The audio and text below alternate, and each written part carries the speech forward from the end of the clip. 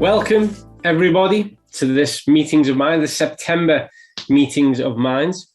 I'd like to thank you all for taking time to join us, either out of your morning, your afternoon, or your evening, for what I promise will be a fascinating Meetings of Mind. Before we start on this, I'm going to just lay a few things out. First of all, this is one of my huge personal passion areas when we start to look at the impact of sports nutrition. So this is an area that I've spent the vast majority of my career dipping in and out of. The reason why I think it's fascinating, and the reason why I think you'll find it fascinating, whether or not you're involved in elite sports, recreational sports, or no sport at all, is that when we look at the impact and how food brings about changes in the most extreme circumstances. So when we're under the greatest amount of stress, we can learn from that directly what happens all the way across the spectrum, to the people who are sedentary, all the way through to the people who've just taken gold medals at the Olympics. So it gives us a fascinating insight to life at the extremes. You know, if you want to find out the capacity of a motor engine, you know, we go and look at the fastest sports cars, the Formula One cars, the fastest motorbikes. We look to see how those efficiencies work at the furthest point. And it's the exact same when it comes to human performance. We can learn so much by taking that journey. And today, you're in the hands of an extremely capable, motivated, passionate person when it comes to delving into the world of sports nutrition. Prior to my time at joining Zinzino, or even if I'm really honest, way before I'd even heard of Zinzino, I'd heard of this person, because the sports nutrition network is quite a tight-knit community. And I'd heard of this person previously with regards to their presence at conferences, sports nutrition conferences, and in fact even hosting a conference which friends and colleagues of mine had attended. So I was already aware of her work prior to knowing that she was at Zinzino. And in fact, and I may not have explained this to Ida or certainly to anybody else, but it was one of those things that gave me a real assurance about what Zinzino was all about. The fact that they had somebody of this expertise, background, and credibility as a part of their team. And so without further ado, it gives me great pride and pleasure to introduce Marie Pedersen, who is going to talk this morning and take us through this fascinating topic. I'm going to do my best not to get too involved. In fact, I'll let you all into a secret. Prior to us joining this call and hosting this morning, Ida and I jumped on and were having a chat and got a bit carried away and lost sight of the clock, and then quickly went, oh, we've got to get onto that, because it's an easy conversation for us to get lost in. So I will keep an eye on questions as they come through. If you can drop them into the chat box or the Q&A, I will have a look and I'll do my best to address those questions with Ida towards the end. But otherwise, pens out, paper at the ready, get set to listen. I'll hand over to you, Ida. The stage is yours. Thank you very much. We'll all sit back and listen keenly. Thank you very much, Colin. What an amazing introduction. And you could easily be the one who is presenting today. So maybe next time you will be able to do a sports nutrition talk for us. Okay, so today the topic will be sports nutrition. And my heading for today's talk is personalized diet for optimal performance. This is such a passion to me, sports nutrition. I have been working with athletes for many years now, both within team sports, runners, bicyclists, swimmers, and so on. And sports nutrition is extremely interesting because you get to see all of those small details influencing performance and recovery. This is just a snapshot from one of the locker rooms from one of my teams that I have been working with. It's very important that when you are doing work within sports nutrition that you acknowledge and understand that you have to fuel for the work that you are performing. It's very important to adjust and time macronutrients in order to enhance performance. Because performance in sports depends on mainly two things. It depends on genetics, of course, This we cannot really do anything about. We grow a certain time of centimeters. We have the genetic predisposition that we are born into. But what we can do something about is the amount of exercise that we perform. So exercise is really the key within performance in sports. And my job as a sports nutritionist is to make sure that the athlete recover the best way in order to be able to exercise and join the team for exercises. Recovery and the factors involved in recovery is, of course, nutrition, diet, fluids, sleep, and rest. It's not really that complicated for an athlete as well. A healthy diet for an athlete it could be illustrated by the food pyramid. What is really important is that we have a foundation at the bottom with water, with fruit and vegetables, whole grain, potatoes, milk and dairy, that we include fish, eggs and meat, of course, as very important protein sources, fats and oils, and at the very top, try to avoid or at least decrease the amount of processed foods that we consume a day. This diet will be both balanced, healthy, performance enhancing, and will influence health and immune system. But the problem, as you know, is that in 2021, our diet does not contain of whole foods, it contains of food products. We eat food products. In fact, 60% of the foods that we are consuming today is what is defined as ultra-processed foods. So the foundation in our diet today, it's not healthy, it's not varied, it's not very sports performance promoting. We are consuming too much processed foods. On top of that, we find processed food, culinary ingredients such as fats and oils, and all the way at the top, what we include the least of in our diet today is the minimally processed foods. These foods are typically high in sugar, they are high in, of course, omega-6 fatty acids, they are high in salt, they are energy dense, nutrient poor, not very health and immune system promoting, low in fiber, and they are high in saturated fat. The performance pyramid, to me, is about having a solid foundation at the very bottom.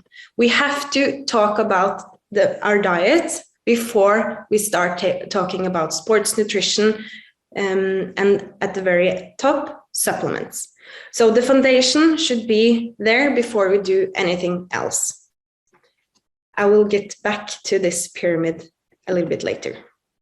So today I would like to speak about key nutrition strategies for maximizing performance and recovery in sports. The first is, of course, create a solid foundation. We know that today 1/3 of the world is malnourished, and this malnutrition includes both underweight, as we see in some regions of the world. It includes overweight and obesity, as we know are increasing and very prevalent in the world today in most of the countries. This, of course, includes the risk of includes the risk of many different types of lifestyle diseases, but also the third category, the type we cannot really see, linked to lack of essential micronutrients in our diet. By 2025, half of the world will be malnourished, and this applies to the athlete as well. They are also experiences lack of micronutrient intakes and macronutrient intake in their diet. My conclusion from the way we live today, the way we eat, the type of foods we consume, is that we need supplement to improve our diet. And this applies for the athlete as well. Because I see from my work with athletes that they struggle to meet their daily needs for so many different macro and micronutrients. And this is maybe a little bit strange, because if you compare one of the athletes I usually work with, they consume twice the amount of food that I am doing a day. So they eat more food, and thus they should also consume more micronutrients. but this is not necessarily the case. For us ordinary people consuming 2,000, 2,500 calories a day, this places enormous pressure of the foods that we consume, that they contain the correct amount of micronutrients. So today we are experiencing imbalances in omega-6-3 ratio, in gut microbiota, and also in relation to our essential intake of essential micronutrients. So the performance pyramid for me is, in fact, we need to talk about a balanced diet, but we know that our diet today is not balanced, and thus we will need to incorporate the health protocol for our diet, for our athletes. If we do that, then we can start talking about how to time and periodize different kinds of macronutrients, and on the top talk about ergogenic acids or ergogenic aids, typically caffeine, beta buffers, creatine, protein powder, and so on. The first thing that we could say, and that we know, is that athletes have an inadequate intake of omega-3 fatty acids. We know that because they are humans too. They experience the same kind of challenges that we ordinary people do in our diet, where they consume too much processed foods containing a lot of omega-6 fatty acids and too little omega-3. In this way, or training in itself is causing a lot of inflammation in an athlete's body. But having this unbalanced relationship between omega-6 and omega-3 fatty acids influence the recovery. Because we know that the inside our tissue, the polyunsaturated fatty acids, they depend on what we eat, physical exercise, genetic variation, and also metabolic turnover. And this is influenced by the magnitude of how much we train and also the intensity. We know that the omega-3 index is a reliable indicator of omega-3 status in the human body. And some studies have shown, although there are not too many studies examining omega-3 status in athletes, some studies have shown that the people who run the most during a week, they have lower omega-3 index compared to runners running less. The same goes with the arachidonic EPA status. I see that I have pointed the arrow the wrong way. It should be, of course, increased AA EPA status with the magnitude of kilometers that you run. So training in itself influences the fatty acid composition in our cells. When it comes to the AA-EPA ratio, it's a biochemical biomarker of cardiovascular events. And I will try to not speak too fast because of the translators. I'm sorry for rushing a little bit, but I have so much on my mind today. Okay, so a high AA-EPA ratio, it will influence the cellular environment. So it will increase a cellular inflammation, increase the risk of cardiovascular events, and also the prevalence of depressive symptoms. So when the AA-EPA ratio goes up, it increases inflammation in the body. And there are some definitions around trying to establish what is low, moderate, elevated, and high. And the cutoff for low goes at 3, the cutoff for moderate at 6, elevated 15, elevated at 7, and then if you have a higher AA-EPA ratio above 15, you have a high risk of cellular inflammation. Omega-3 plays a very important role within sports, both when it comes to recovery and not injured athlete, but also athletes who are injured. There are studies looking at both cognitive processing, so mental capability of concentration, focusing, and so on, the muscle protein synthesis rate, MPS rate, especially if you have a low protein intake in your diet, then omega-3 is very important for making sure that your muscle either maintains or grow through this period. It's important for muscle loss, especially during mobilization. Of course, very important when it comes to inflammation and protection of oxidative stress, muscle soreness, and muscle damage.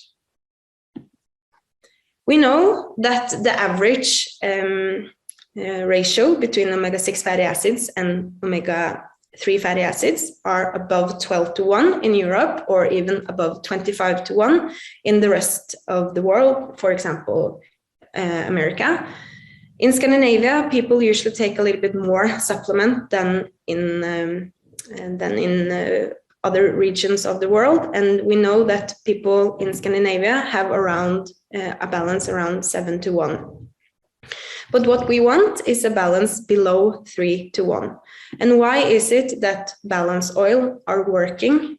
Well, it's because it's not an ordinary omega-3 supplement. It contains also it contains olive oil, which contains a lot of polyphenols, strong antioxidants who protects against oxidative stress in our body. So it promotes, or the olive oil in combination with omega-3 in our product is not only protecting the formulation within the bottle, it also makes sure that the formulation is utilized and reaches the cells within our organs. I have some statistics from the years I have been working with athletes. I usually see that around 50% have a balance higher than 12:1, which is higher than the average in Europe. And also a lot of them have, in fact, balances above 25:1. Very, very few, maybe 1 in 10, have a balance below 71, although they are living in the Scandinavian countries. So I would say, roughly speaking, that the athletes are somewhat even worse than the average person when it comes to balance. And I have never seen an athlete with a balance lower than 3:1 at baseline at the first test before introducing balance oil to an athlete. And this is quite scary, I would say, because they are dependent on having omega-3 fatty acids for recovery.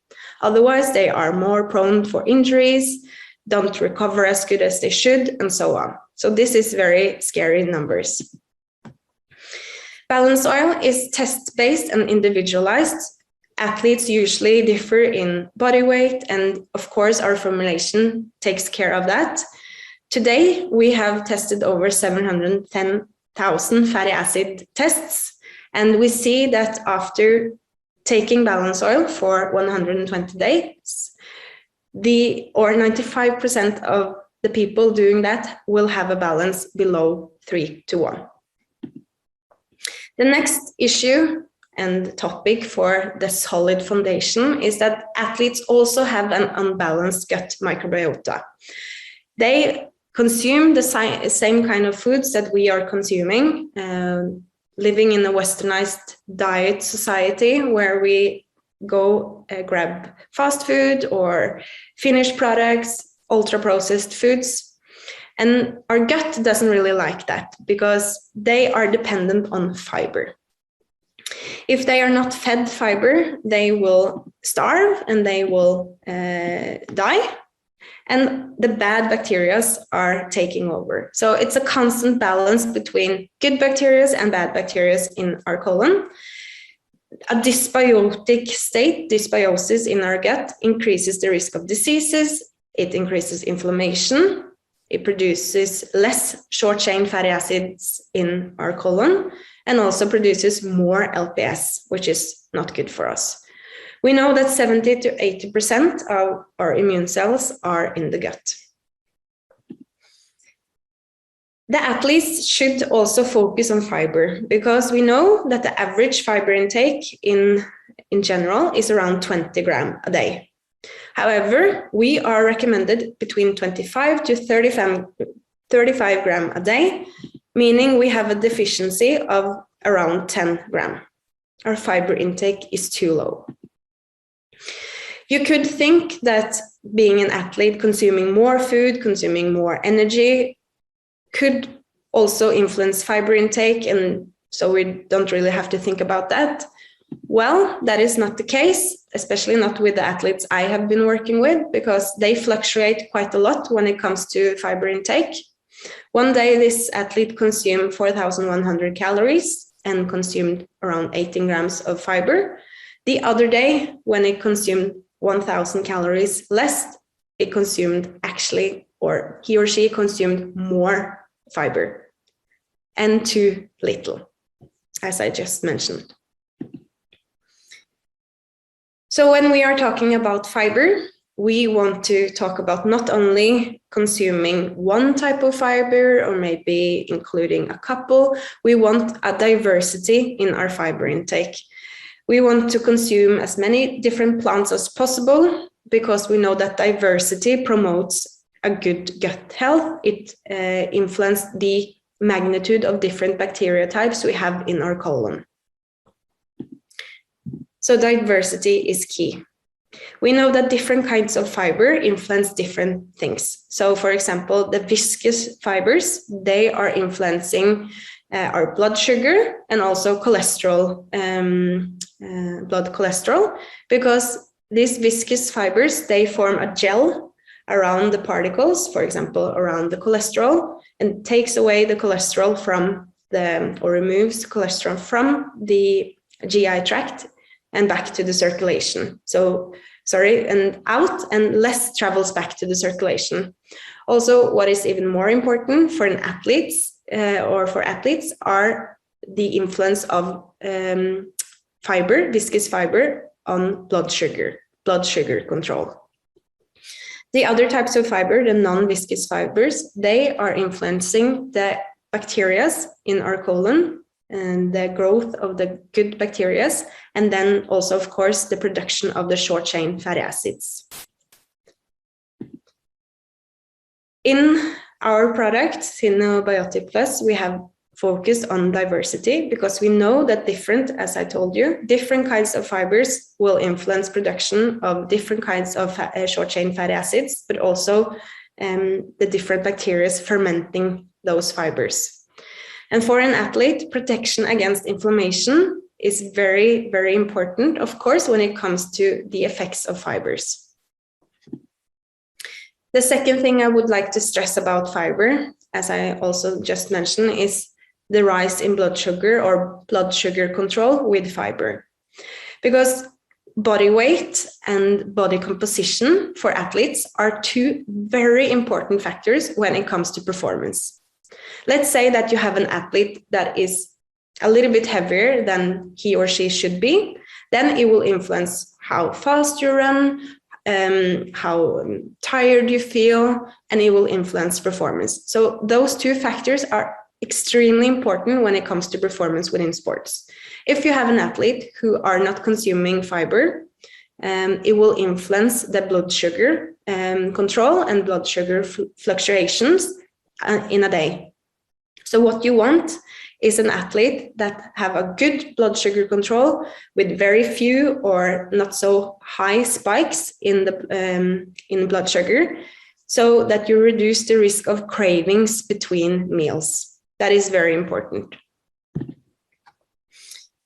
Yes, let's see. Final slide on the fiber thing is that, or not the thing, but the fiber issue is that we should recommend 2 scoops of Zinzino Plus to the athletes, because we know that that is the gap between sufficient intake and insufficient or inadequate intake in the population. The third thing when we are talking about creating a solid foundation is micronutrients, of course, essential micronutrients, those we have to get through food or supplements on a daily basis. From my work with athletes, I see that although they are consuming much more food, they don't necessarily reach their intake of essential micronutrients. And their intakes or their recommendations for athletes when it comes to micronutrients it's not different from ordinary people like myself. So they have all the tools, or they have more food to work with, but they are not reaching their daily requirements, especially for the ones I have listed here: vitamin C, vitamin D, folate, magnesium, selenium, iron, omega-3, of course, that is a macronutrient, and iodine. The European Food Safety Authority, EFSA, they say, okay, that there are 12 approved health claims when it comes to immune system and vitamins and minerals, 9 in total. And all of these, of course, we have in Extend and Extend Plus.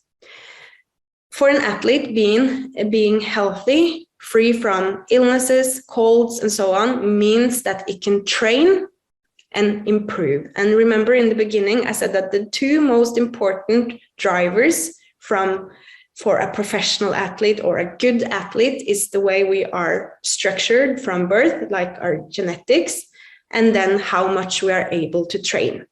So being sick all the time with colds, infections, and so on means that you won't be able to train alone or with your team, and that you are not getting as good progress as you should. Also, we know that, for example, vitamin D, as we have in Extend and Extend Plus, is very important for muscle function, and again, of course, performance, and also for reducing the risk of upper respiratory tract infections, colds. To me, yes, I had one more slide. We have a lot of other very important macronutrients as well: iron, iodine, zinc, and of course vitamin C, contributing to different bodily functions important for an athlete. For example, the first 3, they contribute to normal cognitive functions, while vitamin C is important to maintain normal immune function during and after intense physical activity. We also know that the beta-glucans we have in Extend and Extend Plus are extremely important when it comes to the period after intense physical exercise, reducing the risk of getting infections. To me, the health protocol compensates for our modern diet, and this is very important for the athlete as well. Usually we start thinking about more sophisticated, maybe tools like ergogenic acids, as I discussed in the beginning, for example, caffeine or nitrate. But the basics has to be in order first. We have to make sure that we have a solid foundation. This influences everyday performance, recovery, health, and immune system. So to me, the performance pyramid looks like this. And I hope that if you are going to remember one thing from today, it will be this slide.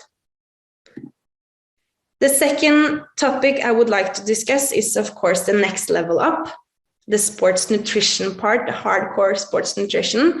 And I have a couple of tips I would like you to focus on here.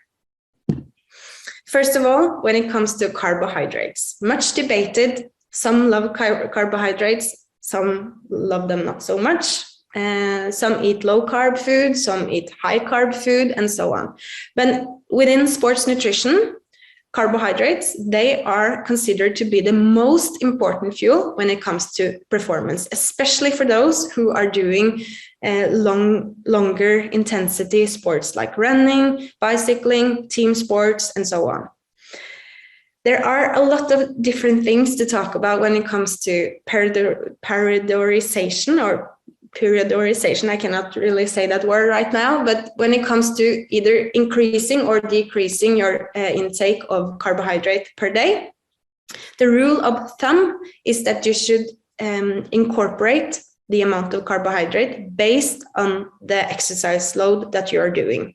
So for example, if you are training very, very high, you are going to compete in Tour de France, you train over 45 hours a day, then the recommendation is between 8 to 12 grams of carbohydrate per kilo body weight a day.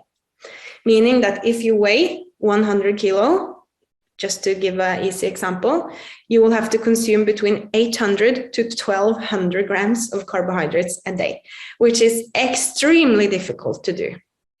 But usually the athletes is not even near those kinds of recommendations. Most will be between 3 and maybe even up to 7 grams carbohydrate per kilo body weight a day. So you have to try to establish how much you train, and then calculate the amount of carbohydrate that you need a day. Next up is, of course, when it comes to carbohydrates, that you have to fluctuate, you have to adjust your carbohydrate intake depending on the sessions that you are having during the week. So if you are, for example, having a very intense day on Tuesday, then you should really try to carb a little bit up before going into that session or those sessions. Because we know that if you consume an ordinary diet, you train and you deplete your carbohydrate stores, the glycogen storage in your body, then it takes around 24 hours before they are full again. If you are consuming low carb, it will take longer time. So if you have very, very hard sessions within a few days, you have to put extra pressure on consuming more carbohydrates to be able to perform at your best. Also, of course, proteins, very much debated within sports nutrition. But if I want to, or if I'm going to give you a golden rule here, it will be to focus on protein timing. A lot of people eat much protein for dinner, but we tend to forget about proteins during the rest of the day at the other meals that we are consuming. It is very important for maintaining muscle mass and also growing muscle mass, especially when we are managing weight, maybe trying to reduce our body weight. It's especially important to have a protein intake of 20 to 40 grams every 3 to 4 hours. At those times, to say it easily, our channels within our muscles are open for taking in protein. They are saturated at around 20 to 40 grams, depending on your body size, your body composition, and what you do, how active you are. So it's no point of including 80, 100 grams of protein in one meal. You should try to divide it over the course of a day. This is very important for athletes when it comes to recovery. Of course, I think about those athletes who are injured, who cannot train and get the stimuli on muscle protein synthesis. They have to really pay attention to protein. And also athletes who are managing weight, or athletes who cannot lose any muscles, who want to improve muscle mass. An example of where you find 20 grams of protein: cottage cheese, skyr or yogurt, and chicken, tuna, eggs. There are also some protein in bread, oats, lean shake, of course, and our protein bar. The third and final thing I would like to say when it comes to tips, sports nutrition tips, is a suggested protocol, and talk about our supplements. So we don't have any ergogenic supplements per se that are defined as those bringing the smallest details out of a person. We have the supplements that are extremely important for overall performance, overall health, overall immune system. I hope that you understood that from my talk now, but all of these products that we have will indirectly or directly influence how an athlete is performing. Because, for example, Extend, Protect Plus, they are supporting the immune system. They bring in the essential micronutrients. Cinebiotic is extremely important when it comes to weight management and gut health, and Of course, we have, and of course, balance. I could also include balance oil here for breakfast. Some like to take it at breakfast. A snack meal could be a lean shake with some milk to ensure the 20 grams of protein that you will need for stimulation of your muscle protein synthesis. It should also include some carbohydrate, especially if you're doing long intensity sports. And blood sugar control are obtained if you also make sure that you have a fiber source or multiple fiber source in your snack meal. The evening meal, I would personally, I like to take balance oil at evening and with the last meal I eat that day. But also Viva Plus, Extend Plus, Zinzino could be incorporated within a protocol for an athlete and taken at night. Zinzino protein bars are, of course, also very beneficial when it comes to stimulating muscle protein synthesis before going to bed. So here is just an example of a protocol that you could incorporate if you are working with athletes or being an athlete yourself. Then the very last thing I would like to speak about today is ascent. Because going into this talk, I revealed that I have been doing a study with my athletes or some of my athletes, and the product I examined was Ascent. These results have not been published yet, so I really hope that we could keep the results within this group and discuss them internally. But Ascent were given to the athletes at baseline. Here I also measured a lot of other different things. We had, of course, the balance test, but we had anthropometric measurements, we had food records, we had measurements on recovery, and so on. We included 2 different handball teams in Norway, and we included both a female handball team and a male handball team. The age was between 18 to 38 of age, and it was approximately 54% male players. The athletes were given 2 to 4 capsules a day based on their body weight. And then after 120 days, we took new measurements. Under the time course, we also did some recovery testing. We took some more anthropometric testing, but we only took 1 DBS at baseline and then after the intervention. And here is the results. So when it comes to omega-3, 6-3 ratio, we experienced a 62% reduction. And we also saw 4 athletes who went under 3-to-1 imbalance, which is very good and also exciting, because I know that a lot of people have been discussing a little bit when it comes to the efficacy of Ascent.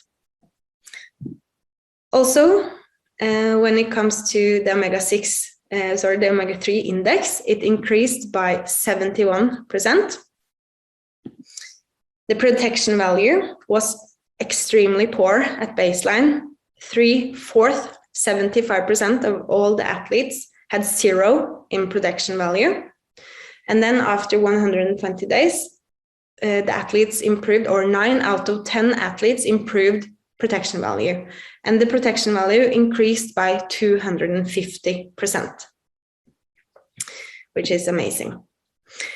The arachidonic acid was elevated at baseline. And you remember I discussed the arachidonic and EPA balance prior in my presentation, but 2/3 of the athletes had elevated arachidonic acid at baseline. And after the intervention with Ascent, this was reduced by 23%. The AA-EPA ratio was very high, above 15 at baseline. But now, after 120 days, it went down on average to be moderate. And we had a 63% reduction in the AA-EPA ratio. And this is very important when it comes to athletes, as I have discussed, in terms of the cellular environment and inflammation. training in itself is causing a lot of inflammation, and now being able to reduce the AA-EPA ratio among these athletes are extremely important. So Ascent, more details will come when we are publishing this study, but Ascent improved omega-6-3 balance, improved protection value, it improved the arachidonic acid, it improved the omega-3 index, and also the AA-EPA ratio.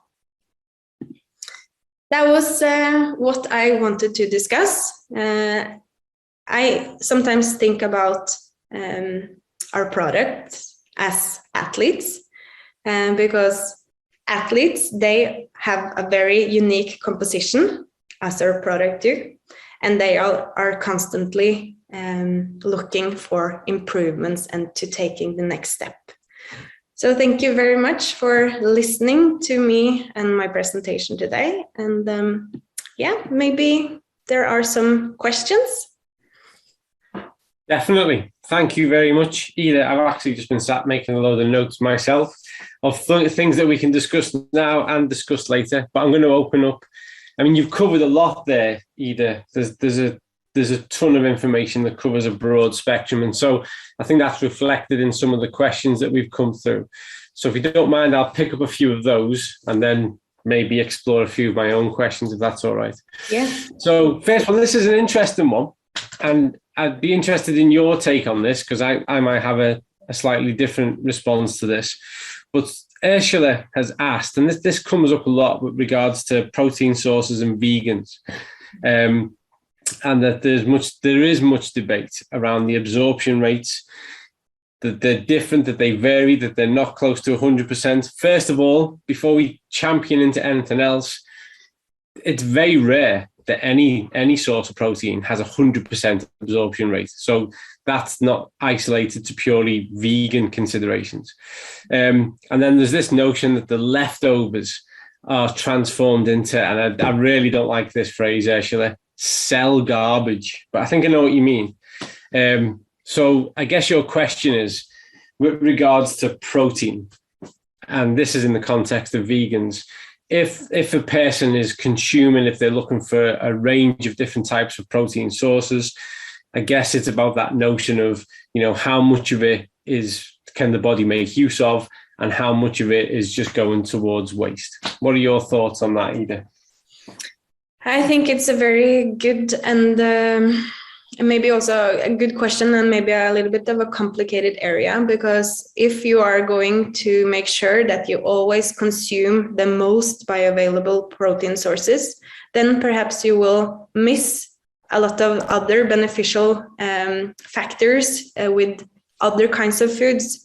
So if you are simply trying to maximize protein utilization by consuming animal sourced diet or animal sources protein sources, then perhaps you will miss a lot of fibers, phytonutrients, antioxidant from the colorful plant-based sources to protein.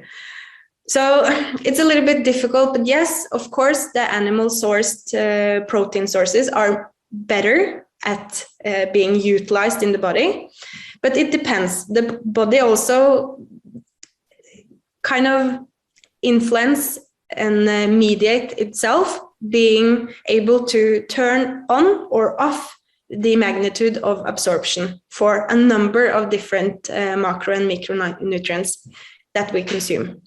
Yeah, I'd agree with the main point that you're making there. And I think a lot of times the real issue around, taking a vegan approach, it's not really down to the food source itself. So providing you have a sufficient amount of proteins that are derived from vegan plant-based sources, then you're going to be able to optimize your protein synthesis. So you're going to help the body to repair and remold and improve.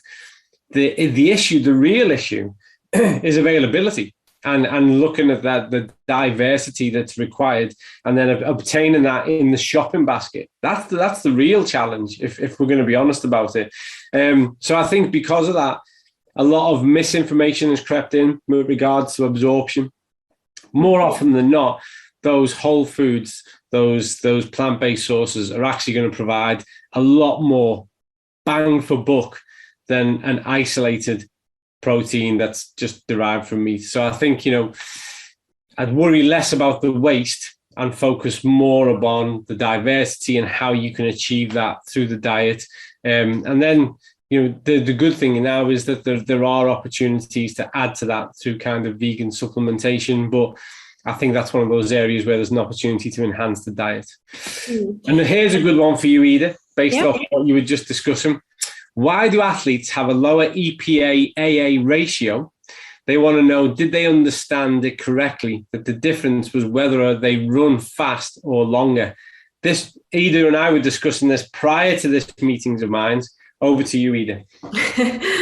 Yeah, okay. So first of all is that they have a lower AA to EPA ratio. And this was in that study that I mentioned. And it was linked to the amount of kilometers that you run. So if you run 60 kilometers a week, then you would have a higher AA to EPA ratio compared to those, for example, running 20 kilometers a week. And we discussed this. This is why we were a little bit late into this call, because we discussed what this means in this study, what are results from the SENT study, what is really going on when you are having a group of people, athletes, starting to take a supplement. They are depleted in omega-3. What is going on within the blood and what is going on within the muscle? Where do you take the measurements? What is going on? What kind of fuel are they starting to use? I think that if I were to try to give some conclusions from my study or our study on Ascent, I would say that having this great decrease in AA, and not as high, but having an increase in omega-3 index, I think that if we were to follow those athletes for a year, we would see other kinds of results than we see now. So I think that when you have an athlete going through a transition or a normal or ordinary person, it takes a little bit of time. There are different things happening at different time points. And we have to try to get the full picture by not only seeing at 4 months, but also maybe after a year. Yeah, and that's a key part. I think that, and this is really where the literature, the research needs to go, is there's a lot of powerful statements that are readily available that show the benefits to be had when an athlete is above 8% with regards to their index and has a good less than 4-to-1 ratio. What I think there's a lack of, and this is where Ida's work will no doubt contribute, is that understanding of the mechanism and the road, the process, and the time it takes to bring about that change. Because what you need to recognize is that exercise, brings about a huge stimulus of stress on the body on a daily basis. And so when you look at increased distance in kilometers per week, what we're looking at is increased exposure time of stress. And this prompts certain inflammatory markers to do their job. And so that there is a net effect of that. And then also changes and adaptations metabolically to how the body is using these things as a fuel within those instances. So I think this is a real area that we are going to only gain more and more insight around as we continue our reading, but more importantly, as Ida continues her research and investigations down this route. Let me pick up a couple more, if I can just keep you for a couple more minutes, Ida. There's so many questions. Let's have a look. So this one's an interesting one. Children who are training a lot, that's hard to quantify, but children who are training a lot, should they spread their protein intake across the day? Yes, is my initial answer. Children growing very fast, much faster than us adults. We have stopped to grow, but growing fast puts an extra pressure on, of course, what we consume and what we eat. So having, I struggle to find the English word, but having meals at the same times throughout the day is both very beneficial when it comes to stability for that child, but also, of course, making sure that we have a constant fuel for our muscles, the bones, and so on. So in the protein sources, you also usually, if we talk about animal-based, you also find calcium, which are extremely important for our bone health during childhood and adolescence.